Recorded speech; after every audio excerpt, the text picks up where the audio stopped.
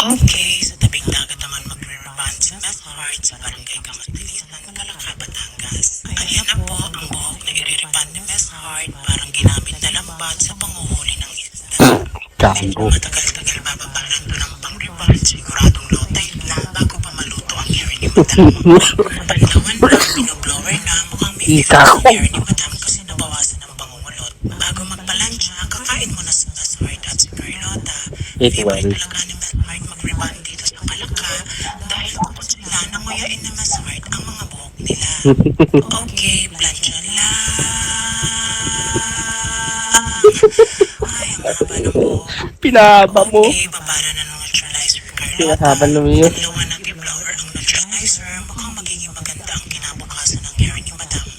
Planchahin na ulit para kunya-kunyari, maganda na talaga yung hair ni Madam. Oh wow, talaga. Ang ganda na ng hair ni Madam. May kwarta na naman sa Meth Nice. Heart. Salamat